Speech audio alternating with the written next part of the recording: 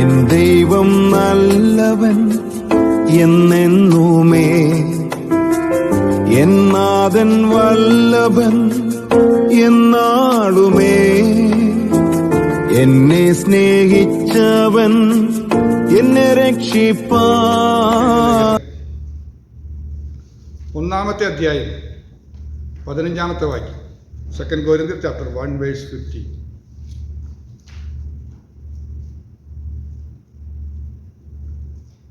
ഇങ്ങനെ ഉറച്ചിട്ട് നിങ്ങൾക്ക് രണ്ടാമതൊരു അനുഗ്രഹം ഉണ്ടാകണമെന്ന് വെച്ചു മുൻപേ നിങ്ങളുടെ അടുക്കൽ വരുവാനും ആ വഴിയായി മക്കദോനിയയ്ക്ക് പോയി പിന്നെയും മക്കദോനിയയിൽ നിന്നും നിങ്ങളുടെ അടുക്കൽ വരുവാനും മതി. ഇങ്ങനെ ഉറച്ചിട്ട് നിങ്ങൾക്ക് രണ്ടാമത് ഒരു അനുഗ്രഹം ഉണ്ടാകണം എന്ന് വെച്ചു.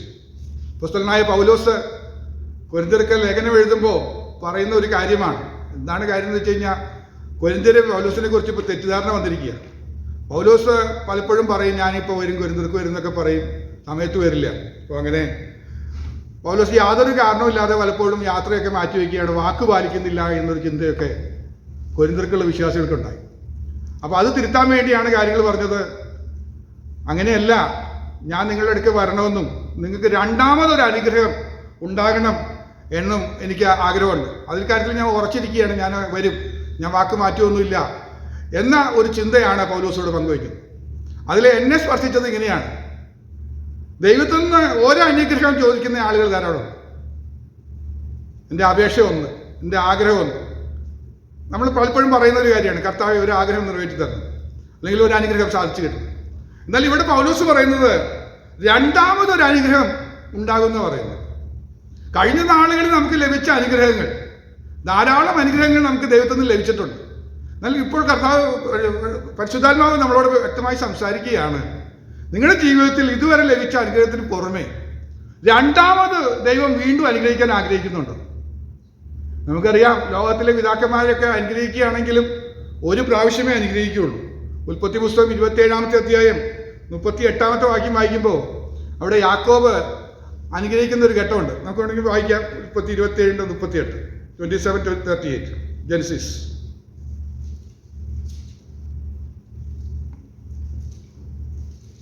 ഏശാവ് പിതാവിനോട്, നിനക്ക് ഒരു അനുഗ്രഹം മാത്രമേ ഉള്ളൂ അപ്പ, എന്നെ കൂടെ അനുഗ്രഹിക്കണമേ അപ്പ എന്ന് പറഞ്ഞു. കുട്ടിക്കരൻ ഇവിടെ നോക്ക്, പിതാവിനോട് പറയുകയാണ്, നിനക്കൊരു അനുഗ്രഹം മാത്രമേ ഉള്ളൂ അപ്പ. ഈ ലോകപ്രകാര സാധാരണ നിലയ്ക്ക് ഈ വാക്യത്തിന്റെ കോണ്ടസ്റ്റ് മനസ്സിലാക്കണമെങ്കിൽ ഇങ്ങനെയാണ്. ഇന്നത്തെ കാലത്തൊക്കെ അപ്പന്മാരൊക്കെ ഒരു പ്രാവശ്യം അനുഗ്രഹിക്കാൻ അവർക്ക് കഴിയുള്ളൂ. അവർ ഒരു പ്രാവശ്യം അനുഗ്രഹിച്ചാൽ അത് തീർന്നു, പിന്നീട് അനുഗ്രഹിക്കാൻ സാധ്യതയില്ല. അതാണ് ഇവിടെ പറയുന്നത്. ഒരു അനുഗ്രഹം മാത്രമേ ഉള്ളൂ അപ്പ എന്ന് പറഞ്ഞ് ഏശാവ് കരയുന്നൊരു ഘട്ടം വന്നു. ഏശാവ് വരുന്നതിന് മുമ്പ് യാക്കോബ് വന്ന് അപ്പൻ്റെ കയ്യിൽ നിന്ന് അനുഗ്രഹം തട്ടിയെടുത്തു. അവൻ ഉപായത്താൽ ഏശാവിന് ലഭിക്കേണ്ട അനുഗ്രഹം മുഴുവൻ ഏറ്റുവാങ്ങി. അത് കഴിഞ്ഞ് ഏശാവ് വന്നപ്പോൾ അപ്പം പറഞ്ഞു, ഞാൻ അനുഗ്രഹമൊക്കെ കൊടുത്തു കഴിഞ്ഞു, ഇനി എൻ്റെ കയ്യിൽ അനുഗ്രഹം ഇല്ല എന്ന് പറഞ്ഞു. ഇവിടെയാണ് നമുക്ക് മനസ്സിലാക്കാനുള്ളത്, നമ്മുടെ ജീവിതത്തിൽ ഒരിക്കൽ മാത്രമല്ല ദൈവം അനുഗ്രഹിക്കാൻ ആഗ്രഹിക്കുന്നത്. നമ്മുടെ സ്വർഗീയ പിതാവിൻ്റെ കയ്യിൽ അനുഗ്രഹങ്ങളുടെ കൂമ്പാരം ഇരിക്കുക. എത്ര വാരിക്കോരി തന്നാലും അത് തീരുകയില്ല. അതുകൊണ്ട് നമ്മുടെ ജീവിതം ഇപ്പോൾ ഒരു വഴി ഇങ്ങ് എത്തി. കുറേ നന്മകളൊക്കെ അനുഭവിച്ചു, കൃപയെ വന്നതിൻ്റെ കുറേ നന്മകളും അനുഗ്രഹങ്ങളും ഒക്കെ പ്രാപിച്ച് നമ്മൾ ഒരുവിധം എത്തിക്കഴിഞ്ഞു. എന്നിട്ട് ഇപ്പോൾ ഒരു സ്റ്റാൻഡ് സ്റ്റില്ലായിട്ട് നിൽക്കുകയാണ്. ഇപ്പോൾ പ്രത്യേകിച്ച് അനുഭവങ്ങളൊന്നും നമുക്കുണ്ടാകുന്നില്ല, അല്ലെങ്കിൽ ആത്മീയമായി നമ്മളിങ്ങനെ പോയിക്കൊണ്ടിരിക്കുന്നു.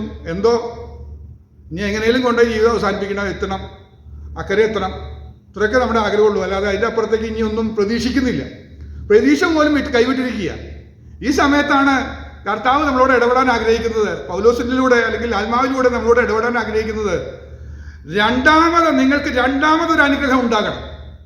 ദൈവം ആഗ്രഹിക്കുന്നു, ഇതുവരെ നിങ്ങൾ അനുഭവിച്ച ആത്മീക നന്മയും ഭൗതിക നന്മയും മാത്രമല്ല, അതിനപ്പുറത്ത് ഒരു രണ്ടാമതൊരു അനുഗ്രഹം കൂടി തരാൻ ദൈവം ആഗ്രഹിക്കുന്നുണ്ട്. ഇല്ലെങ്കിൽ നമ്മൾ ക്ഷീണിച്ചു പോകും. നമുക്ക് ലഭിച്ച അനുഗ്രഹങ്ങളുടെ നന്മകളുടെ ഒക്കെ കൂമ്പാരം പലപ്പോഴും നമുക്ക് തീർന്നു പോകാം. ആ സമയത്ത് നമ്മൾക്കൊരു വരൾച്ച അനുഭവിക്കും. അതിൽ ഞാൻ മനസ്സിലാക്കുന്ന കാര്യത്തിൽ ഏറ്റവും പ്രധാനപ്പെട്ട വിഷയം എന്താണെന്ന് ചോദിച്ചാൽ, ആത്മീക നന്മകൾ അനുഭവിച്ചത് അതിൽ ചിലപ്പോൾ ഒരു ക്ഷീണവും തണുപ്പൊക്കെ വന്നാൽ വലിയ പാടാണ്. എന്ന് പറഞ്ഞാൽ നമ്മൾ രക്ഷിക്കപ്പെട്ടപ്പോൾ ഒരു സന്തോഷം ഉണ്ടായിരുന്നു, ഒരു ഉത്സാഹവും താല്പര്യവും, ബൈബിൾ വായിക്കാതെ ഇരുന്നുള്ള വിഷമവും. എന്തൊക്കെ അനുഭവം പറഞ്ഞു കഴിഞ്ഞാൽ പ്രാർത്ഥിച്ചില്ലെങ്കിലാണ് ഏറ്റവും വലിയ വിഷമം. സമയം ഉണ്ടാക്കി പ്രാർത്ഥിക്കുകയാണ്, കർത്താവ് എനിക്ക് പ്രാർത്ഥിച്ചില്ലെങ്കിൽ വല്ലാത്ത വിമിട്ടടിക്കുകയും കരയുകയൊക്കെ ചെയ്യുന്ന രീതിയിലേക്ക് നമ്മൾ പോയ ഒരു ആത്മീയ വളർച്ച ഉണ്ടായിരുന്നു. അന്ന് നമ്മൾ കർത്താവുമായിട്ടുള്ളൊരു ബന്ധത്തിൽ നമുക്കുണ്ടായിരുന്ന സന്തോഷം അത്ര വലുതായിരുന്നു. ഒന്നും കൂടെ പറഞ്ഞാൽ നമുക്ക് അന്ന് ലോകമോഹനം ഒന്നും ഉണ്ടായിരുന്നില്ല. ആഗ്രഹം എപ്പോഴും ചോദിച്ചു കഴിഞ്ഞാൽ പ്രാർത്ഥിക്കണം, പാടണം, ദൈവത്തോട് സംസാരിക്കണം, വചനം വായിക്കണം, വചനം കേൾക്കണം എന്നൊക്കെ പറയുന്ന ഒരു വലിയ ഒരു അനുഭവം ഉണ്ടായിരുന്നു. അത് ആ ലോകത്തായിരുന്നു നമ്മൾ ജീവിച്ചിരുന്നത്. എന്നാൽ കാലങ്ങൾ മുന്നോട്ട് പോയപ്പോൾ നമ്മൾ കുറേ കൂടെ മെച്യൂരിറ്റി വരികയാണ്. പക്ഷെ സ്പിരിച്വൽ മെച്യൂരിറ്റി അല്ല വന്നത്, ഇന്റലക്ച്വൽ മെച്യൂരിറ്റിയാണ് വരുന്നത്. നമ്മളെല്ലാറ്റിനെയും ചോദ്യം ചെയ്യാൻ തുടങ്ങി, നമ്മളെല്ലാറ്റിനെയും സംശയത്തോടെ കാണാൻ തുടങ്ങി. അങ്ങനെ വരുമ്പോൾ എന്താ സംഭവിക്കുന്നതെന്ന് പറഞ്ഞാൽ അല്പസ്വല്പമൊക്കെ നമ്മൾ ഡൗൺ ആയിക്കൊണ്ടിരിക്കും. സ്പിരിച്വൽ വേൾഡിൽ നമ്മൾ ഡൗൺ ആയിക്കൊണ്ടിരിക്കും. ഒന്നുകൂടെ പറഞ്ഞാൽ നമ്മുടെ സിസ്റ്റർ മേരിക്കോവറിൻ്റെ ഭാഷയെ പറഞ്ഞു കഴിഞ്ഞാൽ, മേരിക്കോവർ പറയുന്നത് ഒറ്റാൽ എന്ന് പറയുന്നുണ്ട്. മീൻ പിടിക്കുന്ന സാധനത്തിനെ കുറിച്ച് പറയുന്നത് ഒറ്റാൽ എന്ന് പറയുന്നത്. ഒറ്റാൽ വെച്ച് മീൻ പിടിക്കും. ഞങ്ങളുടെ നാട്ടിലേന്ന് പറയുന്ന പേര് കുരുത്തി എന്നാണ് പറയുന്നത്, തൃശ്ശൂർ ജില്ലയിലൊക്കെ പറയും. ഒരു ഷേപ്പിൽ മീൻ പിടിക്കാനുള്ള ഒരു ഉപകരണമാണ്. അതിൽ മീൻ കിട്ടും. മീൻ കിട്ടി കുറച്ച് കഴിഞ്ഞ് അതൊക്കെ തുറന്നു നോക്കുമ്പോൾ ചില മീനൊക്കെ കിടന്ന് പിടയ്ക്കുന്നു പറഞ്ഞു, ഭയങ്കര ചാട്ടായിരിക്കുന്നു പറഞ്ഞു. പാത്രത്തിലേക്ക് എടുത്തിട്ടുണ്ടെങ്കിൽ അന്ന് പാത്രത്തിൽ നിന്ന് ചാടി പോകും, പിടിച്ചു കൊടുത്ത് എടുത്തിടണം. കാരണം അത് പല ഇതിനകത്ത് കയറിയിട്ട് അല്പനേരം ആയിട്ടുള്ളൂ, ഫ്രഷാണ്. ചിലതിനെ ഒന്ന് തൊട്ടാൽ അനങ്ങും, ചിലതിനെ അനക്കേയില്ല, അത് മയങ്ങിക്കഴിഞ്ഞു. ഇതേപോലെയാണ് വിശ്വാസികളെന്ന് പറഞ്ഞ് സിസ്റ്റർ മേരിക്കോവർ പറയാറുണ്ട്. അത് ഞാൻ എപ്പോഴും ഓർക്കാറുണ്ട്. സത്യമാണ്, ദൈവസഭയിൽ ശുശ്രൂഷിക്കുമ്പോൾ ഒക്കെ തിരിച്ചറിയാൻ പറ്റും. പുതിയ വിശ്വാസികളുടെ സഭയിൽ ശുശ്രൂഷിക്കാൻ ഭയങ്കര സന്തോഷമാണ്. എൻ്റെ കഴിഞ്ഞ നാട്ടിലെ അനുഭവത്തിൽ എനിക്കത് വലിയ സന്തോഷമായിരുന്നു. പുതിയ വിശ്വാസികളായിരുന്നില്ല, പുത്തൻ ചർച്ച തുടങ്ങിയതാണ്. എന്നെ സന്തോഷമായിരുന്നു. ഏത് വചനം പറഞ്ഞാലും ദൈവവചനം ആവേശത്തിലെത്തും. എന്നെക്കാളും വലിയ സന്തോഷം എന്ന് പറഞ്ഞാൽ ഞാൻ സഹായത്തിന് ഒരു പാട്ടേ പാടുകയുള്ളൂ. തുടക്കത്തിൽ 5-6 പാട്ടൊന്നും പാടില്ല, അത് ആവർത്തിച്ച് പാടാനൊന്നും നിങ്ങൾക്ക് അവസരം കിട്ടില്ല. ഒരു പാട്ടേ പാടുകയുള്ളൂ. പക്ഷേ 10 മണിക്ക് തുടങ്ങിയ പാട്ട് അവസാനിക്കുന്നത് 10:45 ആവും. 3/4 മണിക്കൂർ ആ പാട്ട് പോകും. എങ്ങനെയാണ് പോകുന്നതെന്ന് വെച്ചാൽ അന്യഭാഷയിൽ ആരാധിക്കാൻ തുടങ്ങും. ആത്മാവിലെ ആരാധനയുടെ വില അത് ഞാൻ പിന്നീട് സംസാരിക്കാം. അങ്ങനെ ഒരു സന്തോഷം, വചനം പറയുമ്പോഴുള്ള ആവേശം. വചനം കേട്ടില്ലെങ്കിൽ അവർക്ക് വിഷമം. ഞാൻ പ്രസംഗം നിർത്താമെന്ന് പറഞ്ഞു കഴിഞ്ഞാൽ അത് സമ്മതിക്കില്ല. അവർ പറയും, മാസ്റ്റർ ഞങ്ങളിരുന്നോളാം, മാസ്റ്റർ പ്രസംഗിച്ച് അതങ്ങ് അവസാനിപ്പിച്ച് അത് കേട്ടിട്ട് ഞങ്ങൾ പോകുന്നു എന്ന് പറഞ്ഞ് പുസ്തകം പിടിച്ചിരിക്കുക. അപ്പോൾ പ്രസംഗിക്കാനുള്ള ഒരു സന്തോഷം എന്ന് പറഞ്ഞാൽ ആ പുതിയ വിശ്വാസികളോട് ഇടപെടാനുള്ള രീതി ഏതാണ്, വളരെ സന്തോഷമാണ്. അതുകൊണ്ട് തന്നെ ഞാൻ തീരുമാനിച്ചു ബൈബിള് മുഴുവൻ സഭയിൽ വായിച്ച് പ്രസംഗിക്കണം തീരുമാനിച്ചു. ഉൽപ്പത്തിയുടെ 1-ാമത്തെ അധ്യായം തൊട്ട് വെളിപ്പാട് പുസ്തകം അവസാനം വരെയും ദൈവസഭയിൽ വായിപ്പിക്കുകയും അതിൻ്റെ എല്ലാ അധ്യായത്തിൽ നിന്നും പ്രസംഗിക്കാൻ ദൈവം എനിക്ക് തോന്നുന്നു. പുതിയ വിശ്വാസികളായ കാരണം അവർക്ക് പലർക്കും ഈ പല ഭാഗങ്ങളും പുത്തനായിട്ട് തോന്നുകയായിരുന്നു. പലരും ബൈബിൾ വായിച്ചവരല്ല, മുഴുവനായിട്ട് വായിക്കാത്തവരായിരുന്നു. അപ്പോൾ അവർക്ക് പുത്തൻ അനുഭവങ്ങളൊക്കെ കാരണം പ്രസംഗിക്കാതിരിക്കാൻ വയ്യ. 7.5 വർഷം കൊണ്ടാണ് ഞാനത് പൂർത്തിയാക്കിയത്, ഒരു ബൈബിളിൻ്റെ സ്റ്റാർട്ടിങ് തൊട്ട് അവസാനം വരെ. അപ്പോൾ ദൈവസഭയിലുള്ള എല്ലാവരും ഈ 7 വർഷത്തിനുള്ളിൽ ബൈബിൾ മുഴുവൻ വായിച്ചു തീരുകയും അതിനെക്കുറിച്ചൊരു സാമാന്യ വിവരം, ഒരു ബോധമൊക്കെ കിട്ടാനായിട്ട് ഇടും. ഇപ്പം ഞാൻ ആലോചിക്കാറുണ്ട്, ഒന്ന് ഉൽപ്പത്തി തൊട്ട് വെളിപ്പാട് വരെ ഒന്ന് പ്രസംഗിച്ചാലോ സാധിക്കില്ല. അന്ന് ദൈവാത്മാവിൻ്റെ ഒരു ശക്തിയും കൃപയും തന്നുകൊണ്ടാണ്. പല അധ്യായം വായിക്കുമ്പോൾ ഞാൻ ഇങ്ങനെ ബ്ലാങ്കായിട്ട് ഇരുന്നിട്ടുണ്ട്. അന്ന് എന്താ പ്രസംഗിക്കാന്ന് വെച്ചാൽ ചിലത് കുറേ പേരുകൾ മാത്രമുള്ള അധ്യായങ്ങളൊക്കെ ഉണ്ട്. പക്ഷേ അതിൽ ഒരെണ്ണം പ്രകാശിപ്പിച്ച് കിട്ടി, അതിൽ നിന്നുള്ള ഒരു ധ്യാനചിന്ത പറയാനായിട്ട് കഴിഞ്ഞില്ലെങ്കിൽ വലിയ പ്രയാസമാണ്. എന്ത് പറയും, ഇത് തുടങ്ങി വയ്ക്കുകയും ചെയ്തില്ലേ. അപ്പം അങ്ങനെയുള്ള അവസരങ്ങളൊക്കെ ദൈവം എനിക്ക് തന്നിട്ടുണ്ട്.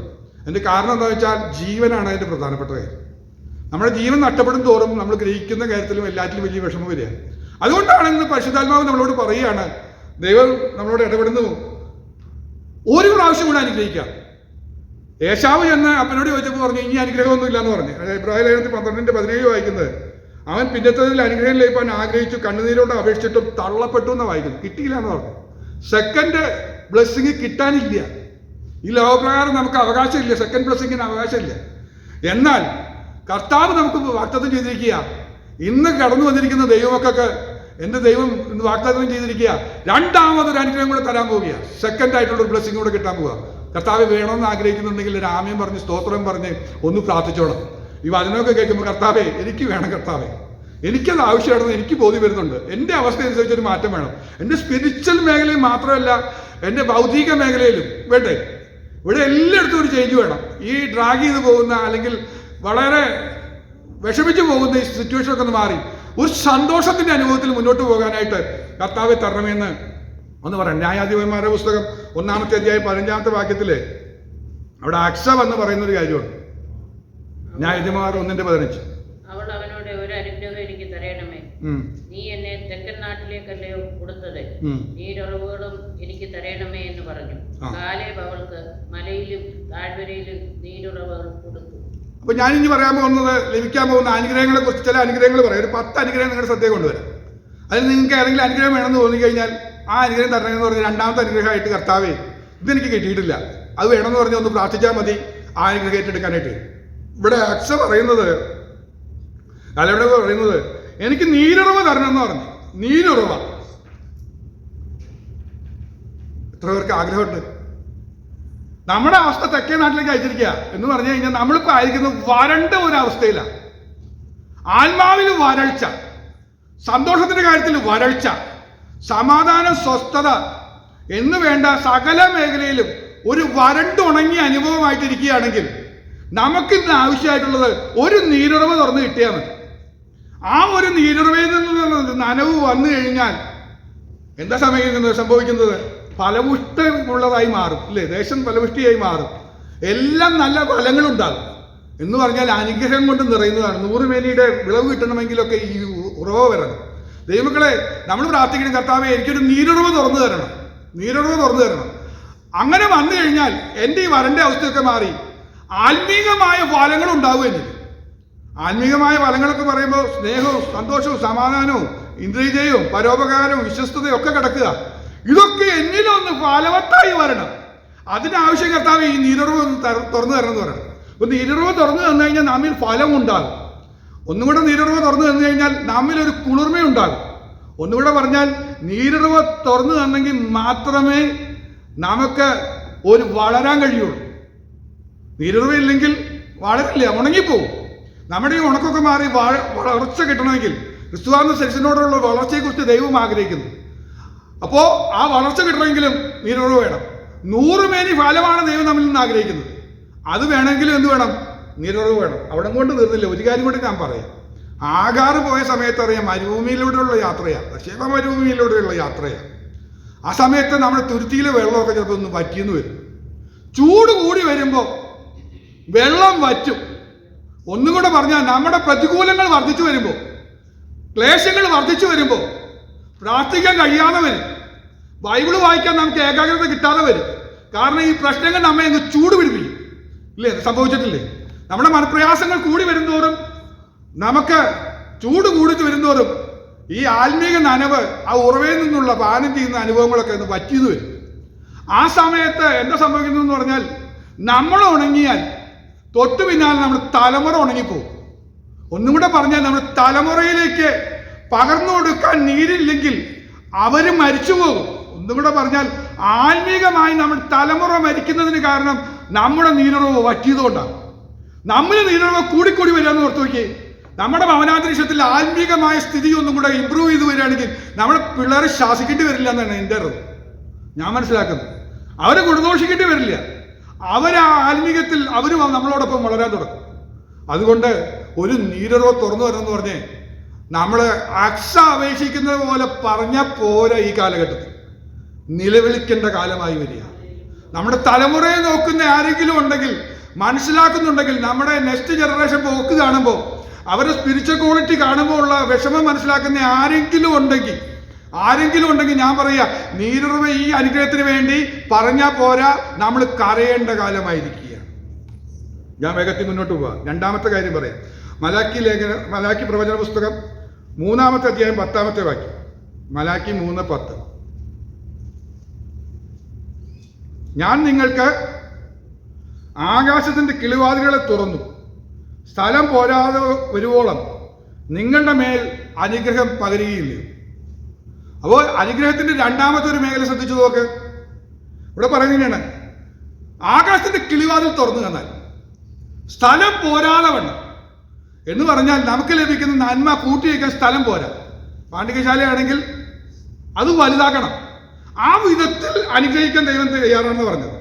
ഒന്നുകൂടെ പറഞ്ഞ, സ്ഥലം പോരാതെ വരുവോളം നിങ്ങളുടെ മേൽ അനുഗ്രഹം പകരുകയില്ലയോ. കർത്താവേ എനിക്ക് വേണം. അങ്ങനെയുള്ള സമൃദ്ധി ഒന്നും കിട്ടിയിട്ടില്ല. പൗലോസ് പറയുന്നത് വെളിപ്പാടുകളുടെ ആധിക്യം എന്ന് പറഞ്ഞു. കിളിവാതിൽ തുറന്നു കൊടുത്തത്, ആകാശത്തിന്റെ കിളിവാതിൽ അങ്ങ് ചൊരിഞ്ഞു, ഒരു അനുഗ്രഹം ചൊരിഞ്ഞു. എന്താ പറയുക? വെളിപ്പാടിന്റെ ആധിക്യം. അതങ്ങ് വന്ന് നിറഞ്ഞ് അത്രയധികം വെളിപ്പാടാണ്. വചന വെളിപ്പാട് കൊണ്ട് നിറഞ്ഞ ഒരു മനുഷ്യൻ കാണാനായിട്ട് കഴിയും. മക്കളെ, നമ്മൾ സ്വയം ഒന്ന് ചോദിച്ചു നോക്കി, ഈ വിധത്തിൽ കിളിവാതിൽ ഏതെങ്കിലും തുറന്നിട്ട് നമുക്ക് ഏതെങ്കിലും നിറഞ്ഞു കവിയുന്ന സ്ഥലം പോരാതെ വണ്ണം എന്നുള്ള ഏതെങ്കിലും ആത്മീക അനുഗ്രഹങ്ങൾ നമ്മൾ കൈകാര്യം ചെയ്യുന്നുണ്ടോ? പ്രാർത്ഥിക്കാൻ ദൈവം എനിക്ക് കൃപ വന്നിട്ടുണ്ട്, എപ്പോഴും എനിക്ക് പ്രാർത്ഥിക്കാൻ പറ്റുന്നുണ്ട്, പ്രാർത്ഥന എനിക്ക് മുടക്കം വരുത്താൻ പറ്റുന്നില്ല എന്ന രീതിയിലേക്ക് നമ്മൾ എത്തിയിട്ടുണ്ടോ? വചനവായനയിലെ കൊതി എനിക്ക് മാറിയിട്ടില്ല, ഞാൻ ഇപ്പോഴും കൊതിച്ചോട് അത് വായിച്ചുകൊണ്ടിരിക്കുന്നു എന്ന് പറയത്തക്കുണ്ട്. അല്ല, വെളിപ്പാടുകളാകട്ടെ, ദർശനങ്ങളാകട്ടെ, പ്രവചനപരമാകട്ടെ, രോഗശാന്തി പരമാകട്ടെ, കർത്താവെ അതൊക്കെ നിറഞ്ഞു തരണം. ദൈവം തരാൻ തയ്യാറാന്ന് പറഞ്ഞത്, പകരുകയില്ലെന്ന് ചോദിച്ചിരിക്കുന്നത്. സ്ഥലം പോരാതെ വരുവോളം നിങ്ങളുടെ മേൽ അനുഗ്രഹം പകരുകയില്ലയോ എന്ന് ചോദിച്ചിരിക്കുന്നു. അപ്പൊ അങ്ങനെ നമുക്ക് അനുഗ്രഹം കിട്ടും. അപ്പൊ നമ്മൾ ആദ്യം പറഞ്ഞു, ഒരു ഉറവ നമ്മൾ തുറക്കുകയാണ്. ആ ഉറവയെ കുറിച്ച് കർത്താവ് പറഞ്ഞത്, എന്നിൽ നിന്ന് പുറപ്പെടുന്ന ഉറവയെ കുറിച്ച് കർത്താവ് പറഞ്ഞത് അത് പരിശുദ്ധാത്മാവിനെ കുറിച്ചാണെന്നാണ് പറഞ്ഞത്. പരിശുദ്ധാത്മാവിന്റെ ഒഴുക്കിലാണ് ഈ ഉറവ തുറക്കുന്നത്. ആ ഒഴുക്കിൽ തന്നെയാണ് ഇതെല്ലാം വരുന്നത്. പരിശുദ്ധാത്മാവിന്റെ ഉറവയിൽ നിന്നാണ് നമുക്ക് അനുഗ്രഹങ്ങൾ നമ്മിലേക്ക് ചൊരിഞ്ഞു വരുന്നത്. ഇനി ഞാൻ വേഗത്തിൽ ചില വാക്യങ്ങൾ പറയാം, അതൊന്ന് എടുത്ത് വായിച്ചു പോയാൽ മതി. അപ്പൊ മൂന്നാമത്തെ അനുഗ്രഹം വായിക്കാം. എബ്രായ ലേഖനം 11:20. പെട്ടെന്ന് എടുത്ത് വായിച്ചു തന്നാൽ മതി. ഞാൻ വാസ്തു വരുമ്പോൾ നിർത്തുകയും ചെയ്യാം. എബ്രായർ 11:20. വിശ്വാസത്താൽ ഇസാക്ക് യാക്കോബിനെയും ഏശാവിനെയും ഭാവികാലം സംബന്ധിച്ച് അനുഗ്രഹിച്ചു. മതി. മൂന്നാമത്തെ അനുഗ്രഹം, ശ്രദ്ധ കൊണ്ടുവരുന്ന മൂന്നാമത്തെ അനുഗ്രഹം, ഭാവികാലം സംബന്ധിച്ച് ഒരു അനുഗ്രഹം തരാൻ പോവാം. നമ്മളെപ്പോഴും ആങ്സൈറ്റി വരുന്നൊരു വിഷയം നമ്മുടെ ഫ്യൂച്ചറിനെ കുറിച്ചാണ്. ഫ്യൂച്ചറിനെ കുറിച്ച് നമുക്ക് അറിഞ്ഞുകൂടാ. പക്ഷെ ഫ്യൂച്ചറിനെ കുറിച്ച് നമുക്കൊരു ബ്ലെസ്സിങ് കിട്ടിയാൽ എൻ്റെ ഫ്യൂച്ചർ പ്രശ്നമായി വരില്ല. ഒത്തിരി അല്പം പ്രായമുള്ളവരോടൊക്കെ ചോദിക്കുമ്പോൾ അവർ ഫ്യൂച്ചറിനെ കുറിച്ച് ഭയപ്പെടുന്ന വിഷയം എന്താണെന്ന് ചോദിച്ചു കഴിഞ്ഞാൽ, ഞാൻ രോഗിയായി കിടപ്പിലായി പോവുമോ, എന്നെ നോക്കാൻ ആരും ഇല്ലാണ്ട് വരുമോ, ഞാൻ കഷ്ട അനുഭവിച്ച് കിടക്കേണ്ടി വരുമോ, ഇതാ ചോദിക്കാറ്. നാട്ടിലൊരു ആൻറ്റി എപ്പോഴും ഫോൺ വിളിക്കാറുണ്ട്. അത് ഞാൻ പഴയ സഭയിലുണ്ടായിരുന്ന ആൻറ്റിക്ക് വളരെ പ്രയാസമുള്ള കാര്യങ്ങളാണ്. എല്ലാം എന്നോട് പറഞ്ഞ് ഒന്ന് പ്രാർത്ഥിക്കാനായിട്ട് എപ്പോഴും ആവശ്യപ്പെടും. അപ്പോൾ ആ കൂട്ടത്തിലും ആൻറ്റിയുടെയും വിഷയം ഇതാണ്, ഞാൻ കിടപ്പിലായി പോയി കഴിഞ്ഞാൽ ഇവരെല്ലാവരും എന്നെക്കുറിച്ച് ബുദ്ധിമുട്ടില്ലേ പാസ്റ്റർ, ഞാൻ കിടപ്പിലാകാതെ കർത്താവ് എന്നെ ഒന്ന് എടുത്താൽ മതി എന്ന് പറഞ്ഞൊന്ന് പ്രാർത്ഥിക്കണേ. അപ്പോൾ എനിക്ക് മനസ്സിലായി, ഈ ഭാവിയെക്കുറിച്ചുള്ള ഫ്യൂച്ചറിനെ കുറിച്ചുള്ള പ്രശ്നത്തിലെ ഏറ്റവും അധികം അലോരസപ്പെടുത്തുന്ന വിഷയം, ചിന്ത കൊണ്ടിരുന്നത്, മക്കളാരും നോക്കാണ്ടാവില്ല, ആരും ഉണ്ടാവില്ല, തുള്ളി വെള്ളമെടുത്ത് തരാൻ ആരും ഉണ്ടാവില്ല. നിന്റെ അവസാന കാലഘട്ടത്തിൽ ഞാൻ കിടന്ന് വിഷമിക്കുന്ന സമയത്ത് ദൈവങ്ങളെ ഒരു അനുഗ്രഹം എന്ന് പ്രാപിച്ചൂടെ, എനിക്കൊരു അനുഗ്രഹം വേണം, ഫ്യൂച്ചറിനെ പറ്റിയൊരു അനുഗ്രഹം വേണം. ഇത്തരം മിസറീസും ഒന്നും ഞാൻ അനുഭവിക്കാൻ ഇടവരാതെ, അല്ലെങ്കിൽ ഇത്തരം ക്ലേശങ്ങളൊന്നും എൻ്റെ ജീവിതത്തില്ലാതെ ഞാൻ അനുഗ്രഹിക്കപ്പെട്ട് എൻ്റെ അവസാനം ഏറ്റവും ബ്ലെസ്സിങ്ങിലായി തീരുമെന്ന് വിശ്വസിക്കാൻ ആഗ്രഹിക്കുന്നുവെങ്കിൽ കർത്താവിനോട് പറയണം, കർത്താവേ എനിക്ക് ഭാവികാലം സംബന്ധിച്ചൊരു അനുഗ്രഹം വേണം. അവിടെ പറഞ്ഞത് ഇങ്ങനെയാണ്, ഭാവികാലം സംബന്ധിച്ച് അവരെ അനുഗ്രഹിച്ചെന്ന് പറഞ്ഞു. ഇന്ന് കർത്താവ് ആഗ്രഹിക്കുക രണ്ടാമതൊരു ബ്ലെസ്സിങ് കർത്താവ് പറഞ്ഞു. ആ ബ്ലെസ്സിങ്ങിൽ നിങ്ങൾക്ക് ഇപ്പോഴും ആശങ്കയുണ്ടെങ്കിൽ ഇപ്പോൾ പറഞ്ഞോളണം, കർത്താവേ എൻ്റെ ഭാവി കാലം സംബന്ധിച്ച് എനിക്കൊരു ബ്ലെസ്സിങ് ആവശ്യമാണ്. ഞാൻ രോഗിയായി കിടപ്പിലായി മറ്റുള്ളവർ ഇതൊന്ന് മരിച്ചാൽ മതി എന്ന് പറഞ്ഞ് കാത്തിരിക്കുന്ന സിറ്റുവേഷനോ, എന്നെ സഹായിപ്പാൻ ആരുമില്ലെന്ന് പറയുന്നത്, എനിക്ക് ആരുമില്ലെന്ന് പറയുന്ന ഒരു സിറ്റുവേഷനോ എൻ്റെ ജീവിതത്തിൽ വരില്ല. ഇന്ന് ഞാൻ ആ ബ്ലെസ്സിങ് ഏറ്റെടുക്കുകയാണ്. എൻ്റെ ദൈവം എന്നെ അനുഗ്രഹിച്ചിരിക്കുന്നു എന്ന് പറഞ്ഞ് ഏറ്റെടുത്താൽ മതി. നിങ്ങളുടെ ജീവിതത്തിൽ ഈ പ്രതിസന്ധി വരികയില്ലെന്ന് ഞാൻ ഗ്യാരണ്ടി ചെയ്യുകയാണ്. അതിനുവേണ്ടിയാണ് ഇന്ന് പരിശുദ്ധാത്മാവ് നമ്മളോട് സംസാരിക്കുന്നത്. അങ്ങനെയാണെങ്കിൽ അതൊരു വിഷയമാണ്. രണ്ടാമത്തെ വിഷയം, നമ്മുടെ ആങ്സൈറ്റി ഉണ്ടാക്കുന്ന വിഷയം നമ്മുടെ ജനറേഷനെ കുറിച്ചാണ്, തലമുറയെ കുറിച്ചാണ്. അവർ നേരം ചെയ്യും ജീവിക്കുമോ, അവരുടെ സിറ്റുവേഷൻ എന്താകും, അവരുടെ വിദ്യാഭ്യാസ കാലത്ത് അവർ നന്നായി പഠിക്കുമെന്നുള്ള വിഷയവും, പിന്നെ അവരുടെ വിവാഹത്തെക്കുറിച്ച്, വിവാഹം കഴിഞ്ഞ ഒരു നേരം ചെയ്യും നിൽക്കുമെന്നപ്പോഴത്തെ പേടി, എപ്പോഴാണ് പിരിയാന്ന് അറിഞ്ഞുകൂടാന്ന് പറയുന്ന കണ്ടീഷനാണ്. അതൊരു ഉടക്കില്ലാതെ നേരം ചെയ്യും ഒരു പോയാൽ മതി എന്നും. അങ്ങനെ ഒത്തിരി നമ്മൾ അവരെക്കുറിച്ച് ആങ്സൈറ്റിയാണ്. ഈ ആങ്സൈറ്റിയുടെ മധ്യത്തിൽ കർത്താവ് പറയാ, അവരുടെ ഫ്യൂച്ചറിനെ കുറിച്ച് നിങ്ങൾ ഭാരപ്പെടേണ്ട, ബ്ലെസ്സിങ് തരാൻ. ഇന്ന് കർത്താവിന്റെ കൃപയാൽ ഞാൻ ദൈവങ്ങളെ അനുഗ്രഹിക്കുക, കരങ്ങൾ ഉയർത്തി അനുഗ്രഹിക്കുക. നിങ്ങളുടെ ഭാവി കാലം സംബന്ധിച്ച് ദൈവത്തിന്റെ കൃപയാൽ നിങ്ങൾ ഇപ്പോൾ മുതൽ അനുഗ്രഹിക്കപ്പെട്ടിരിക്കും. നിങ്ങളുടെ ഭാവി കാലത്തെക്കുറിച്ചുള്ള എല്ലാ ആങ്സൈറ്റികളും യേശുവിന്റെ നാമത്താൽ നീങ്ങി മാറട്ടെ. കൃപ പെയ്തിറങ്ങുന്നത് പോലെ, മഴ പെയ്ത് നിറയുന്നത് പോലെ ചൊരിയാൻ കഴിയുന്ന ദൈവത്തിന്റെ അനുഗ്രഹം നിങ്ങളുടെ മേൽ വർഷിക്കപ്പെടുമാറാകട്ടെ. എല്ലാ ആങ്സൈറ്റികളും നീങ്ങട്ടെ. ഫ്യൂച്ചറിനെ സംബന്ധിച്ച് നിങ്ങൾ വിഷമിക്കേണ്ട. ആ വിഷയം കർത്താവിന്റെ അനുഗ്രഹം കിട്ടിയാൽ ഈ രണ്ടാമത്തെ ബ്ലെസ്സിങ്ങിൽ അത് മുന്നോട്ട് പോകും. വായിക്കാം യെശയ്യാ പ്രവചനം 51:2, 51:2. നിങ്ങളുടെ പിതാവായ അബ്രഹാമിലേക്ക് നിങ്ങളെ പ്രസവിച്ച സാറായിലേക്ക് തിരിഞ്ഞു നോക്കുകയും ഞാൻ അവനെ ഏകനായിട്ട് വിളിച്ച് അവനെ അനുഗ്രഹിച്ചു വർദ്ധിപ്പിച്ചിരിക്കുന്നു. മതി. നമ്മളെയൊക്കെ കർത്താവ് വിളിച്ചത് ഏകനായിട്ടാണ്. അബ്രഹാമിനെയും സാറായിനെയും വിളിച്ച പോലെ വിളിച്ചു. നമ്മുടെ കുടുംബമായിട്ട് എല്ലാ കുടുംബങ്ങളും കൂടെ ഒരുമിച്ച് ഒരു ഗോത്രം അങ്ങനെ കൃപയിലേക്ക് വന്ന പോലെ വന്നതൊന്നുമല്ല. നമ്മുടെ ഇൻഡിവിജ്വലായിട്ട് അല്ലെങ്കിൽ നമ്മുടെ ഫാമിലിയെ കർത്താവ് വിളിച്ചതാണ്. വിളിച്ചിട്ട് ദൈവം നമ്മെ അനുഗ്രഹിച്ചു. സെക്കൻഡ് ബ്ലെസ്സിങ്ങിൽ കർത്താവ് പറയുന്നത് അറിയോ? വർദ്ധിപ്പിച്ച് അനുഗ്രഹിക്കാം. വർധനവ് വല്ലതും ഉണ്ടായോ? അല്പസ്വല്പമൊക്കെ ഉണ്ടായി, പോരാ. അങ്ങനെയല്ല. ദൈവത്തിന്റെ അനുഗ്രഹം എന്ന് പറഞ്ഞു കഴിഞ്ഞാൽ ആവശ്യത്തിലധികം എപ്പോഴും ഉണ്ടാവും. ആവശ്യത്തിലധികം. ഇനി അതിനൊരു ലോൺ എടുക്കേണ്ടി വരുമല്ലോ, അല്ലെങ്കിൽ അതിനു വേണ്ടി ഒരു മറ്റൊരു കാര്യമാണല്ലോ എന്ന് പറയുന്ന രീതിയിലല്ല. കർത്താവ് വർദ്ധിപ്പിക്കും. ഭൗതികമായ മണ്ഡലത്തെയും കർത്താവ് അനുഗ്രഹിക്കും. അബ്രഹാമിന്റെ ഒക്കെ ജീവിതത്തിൽ അങ്ങനെയായിരുന്നു. ഇസ്ഹാക്കിന്റെ ജീവിതത്തിൽ അങ്ങനെയായിരുന്നു. അവർ വിതയ്ക്കുന്ന സമയത്ത് 100 മേനി കിട്ടുക. അങ്ങ് വർദ്ധിപ്പിച്ചു. ഒരു 20 പോലും കിട്ടാൻ സാധ്യതയില്ലാത്തടത്ത് 100 തരുന്ന ദൈവത്തിന്റെ വർധനമാണ് ദൈവം ആഗ്രഹിക്കുന്നത്. എന്ന് പറഞ്ഞാൽ നമ്മൾ ജോലി ചെയ്യുന്നിടത്താകട്ടെ, എവിടെയാകട്ടെ, നമ്മുടെ അവസ്ഥകളിൽ ദൈവം തരാൻ പോകുന്നത് ഒട്ടും പ്രതീക്ഷിക്കാത്ത വർധനവ് തരാൻ ദൈവം ആഗ്രഹിക്കുന്നുണ്ട്. അത് സെക്കൻഡ് ബ്ലെസ്സിങ്ങിൽ കിടക്കുന്ന കാര്യമാണ്. നിങ്ങളെ അനുഗ്രഹിച്ചു, വിളിച്ചപ്പോൾ തന്നെ നിങ്ങളെ അനുഗ്രഹിച്ചു. എന്നിട്ട് രണ്ടാമതൊന്നുകൂടെ എടുത്തു പറയുമ്പോൾ പറയാ നിങ്ങളെ വർദ്ധിപ്പിച്ചു എന്ന് പറയും. എന്റെ ദൈവം ആഗ്രഹിക്കുന്നു, വർദ്ധിപ്പിക്കാൻ ആഗ്രഹിക്കുന്നു. അങ്ങനെയെങ്കിൽ ആ വർധനവിന് വേണ്ടി ഇന്ന് ദൈവസന്നിധിയിൽ ഒന്ന് തലകൊന്ന് കുനിച്ചു കൊടുത്താൽ മതി. നമ്മൾ പ്രാർത്ഥിക്കുമ്പോൾ ശിരസ് നോക്കി ഒന്ന് പ്രാർത്ഥിച്ചാൽ മതി. കർത്താവേ, എനിക്ക് ഈ ബ്ലെസ്സിങ് ആവശ്യമാണ്. ഈ രണ്ടാമത്തെ അനുഗ്രഹത്തിൽ ഇതും കൂടെ ഒന്ന് ഉൾപ്പെടുത്തണമേ. ഈ സമയത്ത് ഞാൻ ഒന്നും കൂടെ എടുത്തു പറയാൻ ആഗ്രഹിക്കുക. ഈ ബ്ലെസ്സിങ് ലഭിക്കുന്ന സമയത്ത് അതിന് നമ്മൾ വേണ്ടാന്ന് വെച്ചിരുന്നു കഴിഞ്ഞാൽ ഏശാവിനെ പോലെ പിന്നെ ദുഃഖിച്ചേറേണ്ടി വരും. ഇത് നമുക്ക് മുന്നോട്ടുള്ള ജീവിതത്തിന് അത്യാവശ്യമായി ബ്ലെസ്സിങ്സ് ഒക്കെ. ഇത് കിട്ടിയില്ലെങ്കിൽ നമ്മൾ ദുഃഖിച്ച് കരയും, അവസാനം തള്ളപ്പെട്ട് പോവുകയും ചെയ്യും. അത് വരരുത്. ഒത്തിരി പേര് തള്ളപ്പെട്ടു പോയിട്ടുണ്ട്. അനുഗ്രഹം തിരിച്ചറിയാൻ കഴിയാതെ, അനുഗ്രഹം ഏറ്റുവാങ്ങാൻ കഴിയാതെ, അനുഗ്രഹം കൊടുക്കുന്ന സമയത്ത് ചെന്ന് അറിഞ്ഞിട്ട് ഒന്ന് തല കുനിച്ചു കൊടുക്കാൻ കഴിയാത്ത പലർക്കും പറ്റിയ അനുഭവമാണ് നഷ്ടപ്പെട്ടു പോയിട്ടുണ്ട്. അതുകൊണ്ട് അത് വരാതിരിക്കാൻ വേണ്ടി നമ്മൾ ദൈവസന്നിധിയിൽ പ്രാർത്ഥിക്കേണ്ട ആവശ്യമാണ്. വീണ്ടും വായിക്കാം. 5-ാമത്തെ കാര്യം വായിക്കാം. 2 ദിനവൃത്താന്തം 30:27. 2 Chronicles chapter 30 verse 27.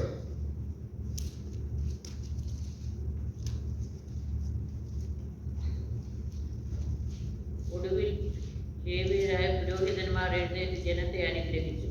അവരുടെ അപേക്ഷ കേൾക്കപ്പെടുകയും അവരുടെ പ്രാർത്ഥന അവന്റെ വിശുദ്ധ നിവാസമായ സ്വർഗത്തിൽ എത്തുകയും ചെയ്തു. മതി.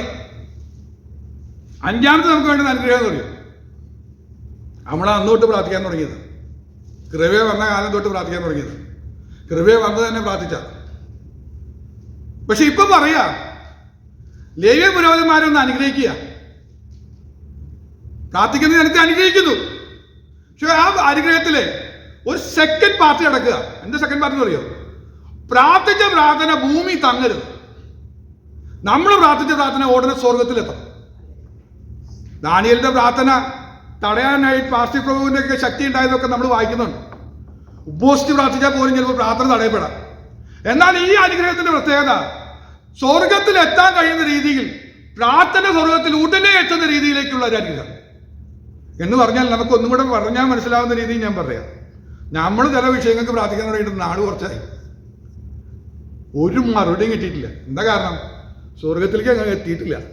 എന്നാൽ ഇന്ന് കർത്താവ് എനിക്കൊരു ബ്ലെസ്സിങ് വേണം. ഇനി ഏത് വിഷയം ഞാൻ പ്രാർത്ഥിച്ചാലും ഉടനടി എനിക്ക് അതിന്റെ മറുപടി കിട്ടണം. സ്വർഗത്തിൽ എത്തണം, ഒരു റെസ്പോൺസ് കിട്ടണം. സ്വർഗത്തിൽ എന്ത് കിട്ടിയാലും അത് അക്നോളജ്മെന്റ് കിട്ടും. നമ്മൾ രജിസ്റ്റേർഡ് പോസ്റ്റ് അയക്കുന്നത് പോലെ വിത്ത് അക്നോളജ്മെന്റ് കാർഡൊക്കെ വെച്ച് അയച്ചു കഴിഞ്ഞാൽ അവിടെ എത്തിക്കഴിഞ്ഞാൽ അക്നോളജ്മെന്റ് കാർഡിൽ സൈൻ ചെയ്ത് കാർഡ് വരും. പിന്നെ ആയിരിക്കും അതിന്റെ ബാക്കി കാര്യങ്ങൾ നടക്കുന്നത്. ഇതേപോലെ സ്വർഗത്തിൽ എത്തിക്കഴിഞ്ഞാൽ നമ്മുടെ മനസ്സിൽ ഒരു അക്നോളജ്മെന്റ് കിട്ടും. ഇനി ആ വിഷയത്തിന് വേണ്ടി പ്രാർത്ഥിക്കേണ്ടെന്ന് തോന്നും. കാരണം എന്താ? യെസ്, അതവിടെ എത്തി എന്നുള്ള ബോധ്യം നമുക്ക് തരും. ഈ അക്നോളജ്മെന്റ് കിട്ടാതെ വരുമ്പോഴാണ് നമ്മൾ വീണ്ടും വീണ്ടും കരഞ്ഞുകൊണ്ടിരിക്കുന്നത്. ഈ സിറ്റുവേഷൻ മാറുന്ന ഒരു ബ്ലെസ്സിങ് എനിക്ക് ആവശ്യമാണ്. ഞാൻ പറയും, കർത്താവേ, എനിക്ക് ഈ 5-ാമത് ഈ സെക്കൻഡ് ബ്ലെസ്സിങ്ങില് 5-ാമത്തെ പാർട്ടായിട്ട് എനിക്ക് ഈ അനുഗ്രഹം വേണം. പ്രാർത്ഥിച്ചാൽ സ്വർഗത്തിലെത്തുന്ന പ്രാർത്ഥനയായിട്ട് മാറും. ഞാൻ വേഗത്തിൽ പോവാം. 1 ദിനവൃത്താന്തത്തിലേക്ക് വരാം. 13-14. First Chronicles 13:14.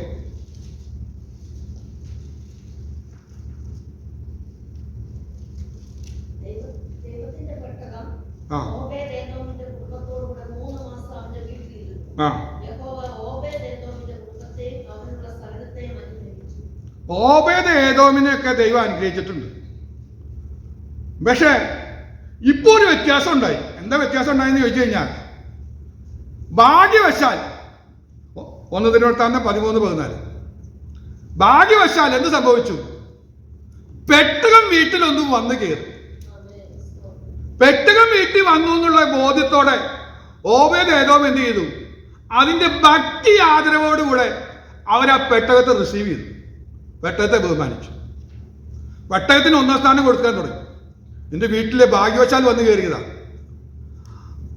അത് എന്ത് സംഭവിച്ചു എന്ന് പറഞ്ഞാൽ, അടുത്ത 3 മാസത്തിനുള്ളിൽ സംഭവിച്ചതാ പറയുന്നത്.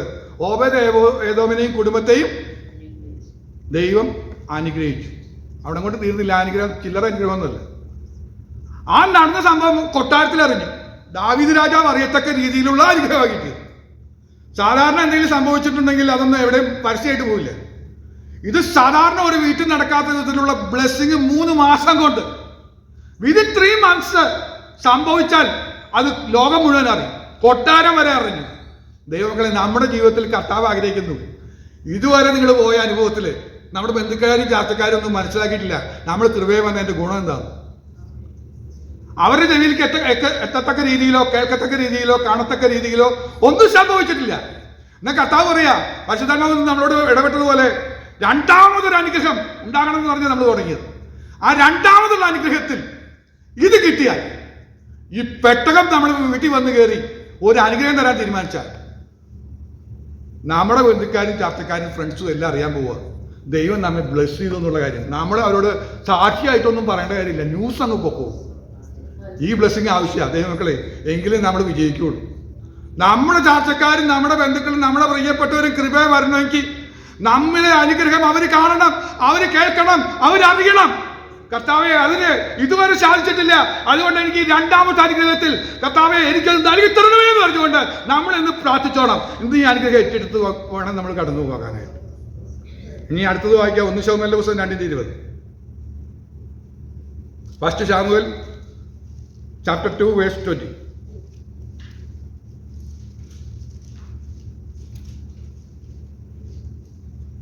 എന്നാൽ ഏലി എൽക്കാനയെയും അവന്റെ ഭാര്യയെ അനുഗ്രഹിച്ചു. ഈ സ്ത്രീ യഹോവയ്ക്ക് കഴിച്ച നിവേദ്യത്തിന് പകരം യഹോവ അവളിൽ നിന്ന് നിനക്ക് സന്തതിയെ നൽകുമാറാകട്ടെ എന്ന് പറഞ്ഞു. മതി. ഒരനുഗ്രഹം കിട്ടി ഹന്നയ്ക്ക്. അവൾ പ്രാർത്ഥിച്ചു, ശമൂവേലിന് കിട്ടി. എന്നാൽ പുരോഹിതന് പറയുക, ഞാൻ ഒന്നും കൂടെ അനുഗ്രഹിക്കാൻ പോവുക. ഇന്ന് അനുഗ്രഹിക്കാൻ പോകുന്നത് ഈ ഒന്നി തൃപ്തിപ്പെടണ്ട, അതിൽ കൂടുതൽ തരാൻ പോവുക. 5-6 മക്കളെയാണ് ഹന്നയ്ക്ക് പിന്നെ ദൈവം കൊടുത്തു. അത് നമ്മുടെ ജീവിതത്തിൽ വരണമെങ്കിൽ എന്ന് പറഞ്ഞാൽ, സന്തതി ലഭിക്കാൻ വേണ്ടി അബ്രഹാമിന്റെ കാര്യം നമ്മൾ വായിക്കുന്നുണ്ട്. ദൈവത്തിന്റെ അനുഗ്രഹമാണ്. 1-1-28 വായിച്ചാൽ നിങ്ങൾ പെരുകി സന്താന പുഷ്ടിയുള്ളവരായി തീർന്നെന്ന് പറഞ്ഞാൽ അനുഗ്രഹിക്കുന്നുണ്ട്.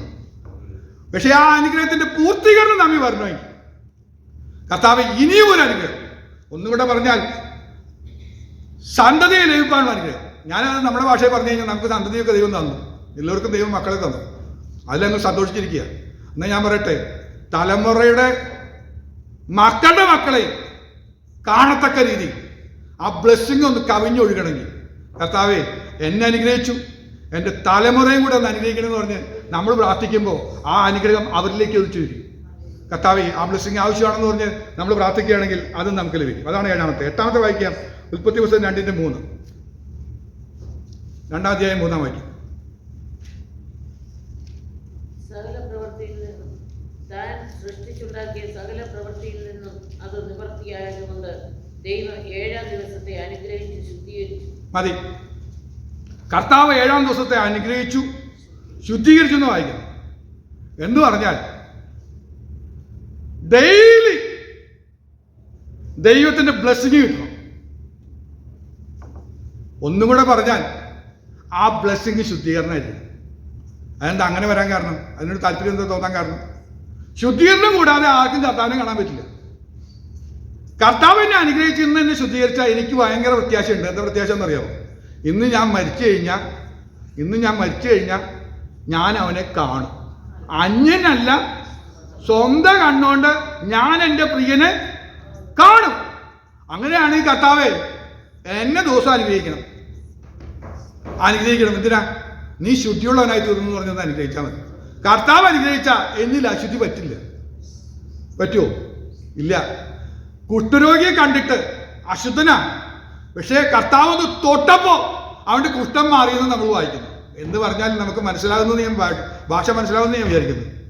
നമ്മിലെ പാപക്കറ എന്തുണ്ടെങ്കിലും ഒരു അനുഗ്രഹം വന്നു കഴിഞ്ഞാൽ, ഒന്ന് തൊട്ട് കഴിഞ്ഞാൽ ആ തൊട്ട ഉടനെ നമ്മുടെ അശുദ്ധിയെല്ലാം മാറും. അങ്ങനെയാണെങ്കിൽ എനിക്കിന്ന് ആവശ്യമുള്ള രണ്ടാമത്തെ അനുഗ്രഹം, ആ ലിസ്റ്റിൽ പെടുത്തേണ്ട ഒരു കാര്യം, കർത്താവ് എന്നെ ഒന്ന് തൊട്ട് അനുഗ്രഹിക്കണം.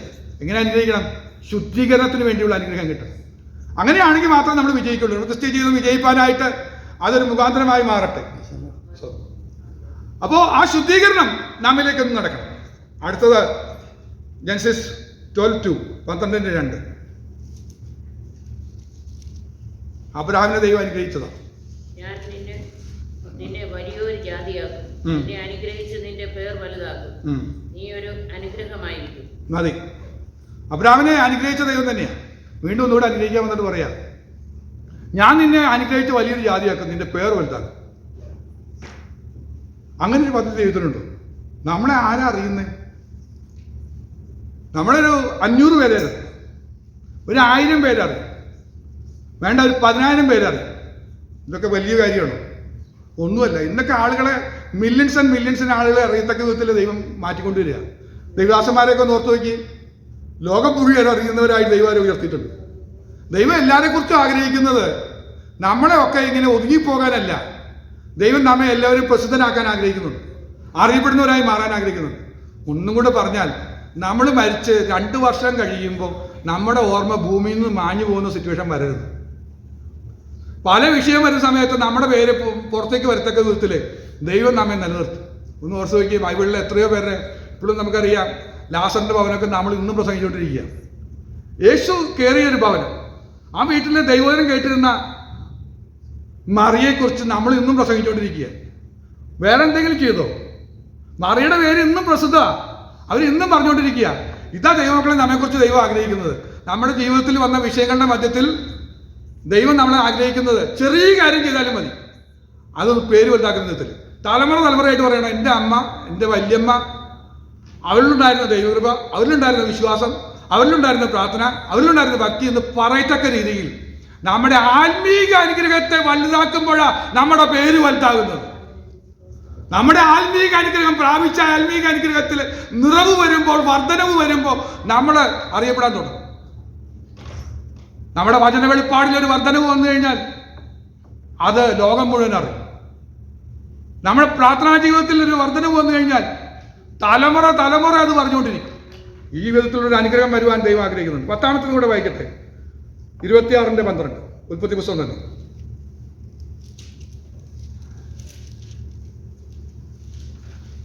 ഇസ്രായേൽ ആ ദേശത്ത് വിതച്ചു, ആ ആണ്ടിൽ 100 മേനി വിളവ് കിട്ടി. യഹോവ അവനെ അനുഗ്രഹിച്ചു. ഇസ്ഹാക്കിനെ അനുഗ്രഹിച്ച ദൈവം തന്നെയാണ്. നമ്മൾ പ്രവൃത്തിയിൽ ദൈവം അനുഗ്രഹിക്കാൻ പോവുക. നമ്മൾ ചെയ്തുകൊണ്ടിരിക്കുന്ന കാര്യങ്ങൾ, നമ്മുടെ ഉപജീവന മാർഗത്തിൽ ദൈവം രണ്ടാമതൊന്നും കൂടി അനുഗ്രഹിക്കാൻ പോവുകയാണ്. ആ അനുഗ്രഹം ഏറ്റുവാങ്ങാനായിട്ട് ദൈവം നമ്മെ സഹായിക്കട്ടെ. അപ്പോൾ 10 വിധ അനുഗ്രഹങ്ങൾ ഞാൻ ഇപ്പോൾ പറഞ്ഞു കഴിഞ്ഞു. നമ്മൾ വായിച്ച വാക്യം ആദ്യം കേൾക്കാത്തവർക്ക് വേണ്ടി ഞാൻ വീണ്ടും ഒന്നുകൂടെ വായിക്കുക. 2 Corinthians 1:15 നമ്മൾ വായിച്ചു തുടങ്ങിയത്. ഇങ്ങനെ കുറച്ചിട്ട് നിങ്ങൾക്ക് രണ്ടാമതൊരു അനുഗ്രഹം ഉണ്ടാകണമെന്ന് വെച്ചു എന്നാണ് നമ്മൾ തുടങ്ങിയത്. രണ്ടാമതൊരു അനുഗ്രഹം ഉണ്ടാകും. ആ അനുഗ്രഹത്തിൽ ഞാൻ 10 ഫ്രണ്ടിലേക്ക് കൊണ്ടുവന്നു. കർത്താവേ, ഈ രണ്ടാമത്തെ ബ്ലെസ്സിങ്ങിലെങ്കിലും എനിക്ക് ഈ 10 എത്ര വേണം? ഞാൻ നോക്കിയപ്പോൾ 10 വേണമെന്ന് എനിക്ക് തോന്നി. 10 വേണമെന്ന് തോന്നിയായിരുന്നു. വേണ്ട, അതിൽ 2 വേണ്ടെന്നങ്ങ് ഇല്ല, തോന്നുന്നില്ല. കാരണം നമുക്കിത് കിട്ടിയേ പറ്റൂ. അതിനാണെങ്കിൽ അനുഗ്രഹം നമുക്ക് ലഭിച്ചേ പറ്റുള്ളൂ. അങ്ങനെയാണെങ്കിൽ ഞാൻ ഇനി അടുത്ത വാക്യം പറയാൻ പോകുന്നത് അനുഗ്രഹത്തിന്റെ അടിസ്ഥാനം എന്താണെന്ന് പറയാൻ പോവുക. എങ്ങനെയാണ് അനുഗ്രഹം ലഭിക്കാൻ പോകുന്നതിനുള്ള ക്വാളിറ്റി എന്താണ്, അതിനുള്ള ക്വാളിഫിക്കേഷൻ എന്താണെന്ന് കൂടെ പറയാൻ പോവുക. ആവർത്തന പുസ്തകം 7:13 വാക്യം. Deuteronomy chapter 7 verse 13.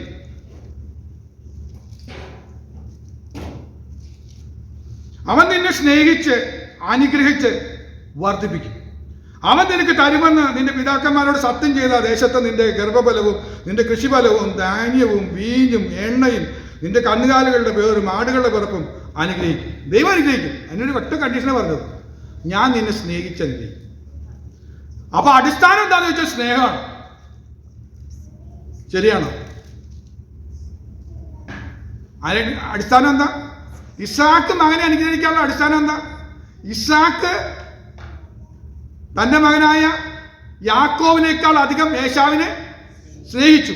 അതുകൊണ്ട് അവൻ ഏശാവിനെ അനുഗ്രഹിക്കാൻ ആഗ്രഹിച്ചു. ഇതാണ് റീസൺ.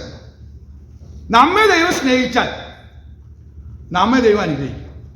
ഒന്നും കൂടെ പറഞ്ഞാൽ, ഈ ഭൗതിക പിതാക്കന്മാർക്ക് ഒരു പ്രാവശ്യം അനുഗ്രഹിക്കാൻ പറ്റുമ്പോൾ നമ്മുടെ ദൈവത്തിന് വീണ്ടും വീണ്ടും അനുഗ്രഹിക്കാൻ കഴിയും. ഒന്നും കൂടെ ഞാൻ എടുത്തു പറഞ്ഞാൽ എന്ത് പറയാൻ കഴിയും? ദൈവസ്നേഹത്തിൽ നിന്ന് ഞാൻ അകന്നു പോകാതെ നിൽക്കുന്നിടത്തോളം കാലം എനിക്ക് ഈ അനുഗ്രഹങ്ങളുടെ നിറവ് വന്നുകൊണ്ടിരിക്കും.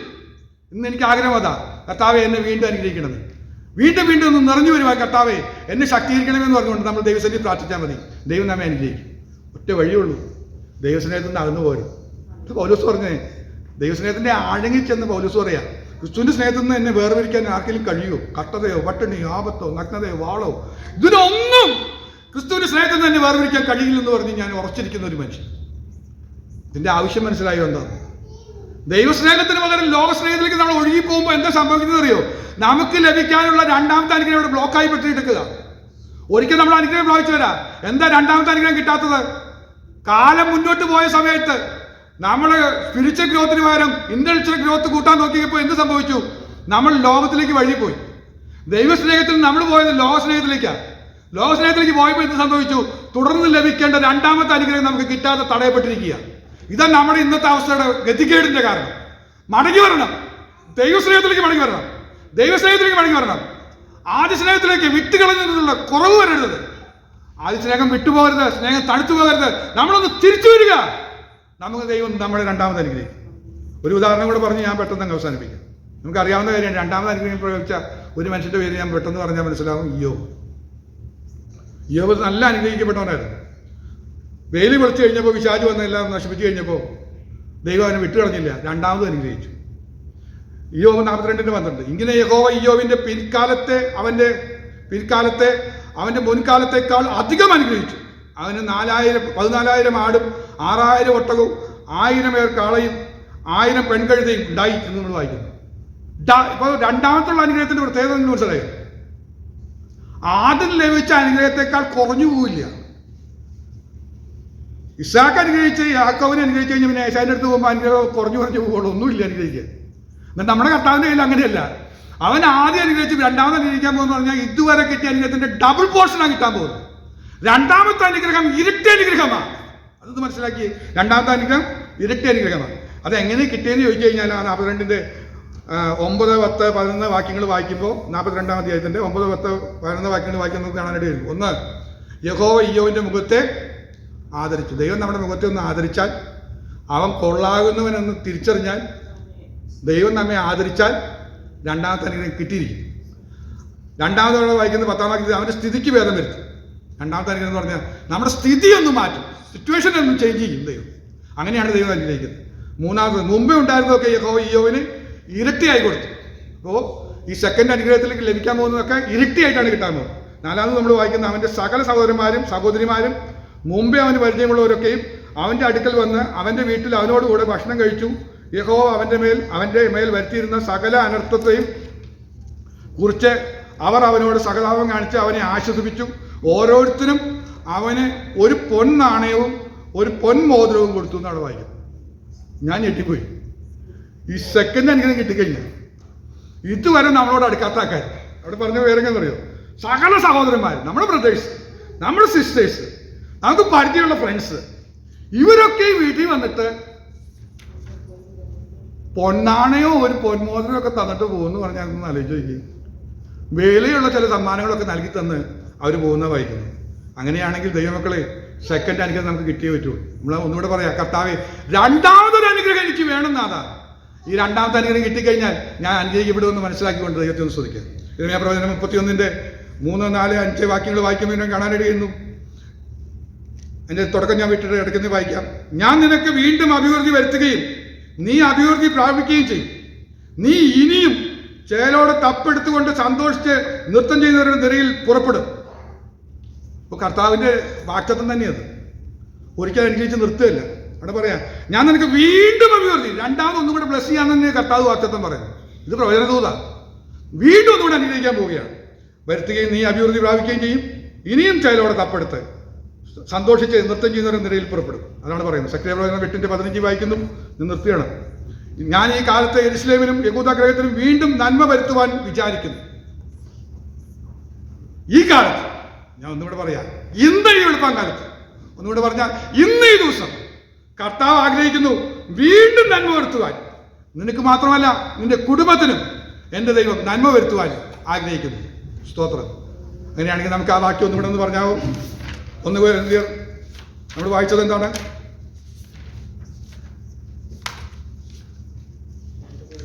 രണ്ടുപേരും വായിച്ചോളൂ. വായിക്കൂ. ഇങ്ങനെ ഉറച്ചിട്ട് നിങ്ങൾക്ക് രണ്ടാമതൊരു അനുഗ്രഹം ഉണ്ടാകണോ എന്ന് വെച്ചു. മതി.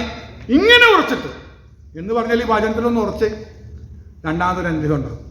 ഈ വചനം സത്യമാണെന്നും ഇത് നിറവേറാനുള്ള വാക്യാണെന്നും പറഞ്ഞ് ആമേൻ പറഞ്ഞ് നിങ്ങളൊന്ന് ഉറക്കുകയാണെങ്കിൽ രണ്ടാമതൊരു അനുഗ്രഹം ഉണ്ട്. അതിനായി ദൈവം സഹായിക്കട്ടെ എന്ന് പറഞ്ഞ് വാക്കുകൾ നിർത്തുന്നു. ദൈവം ഈ വചനങ്ങളാൽ അനുഗ്രഹിക്കുമാറാണ്.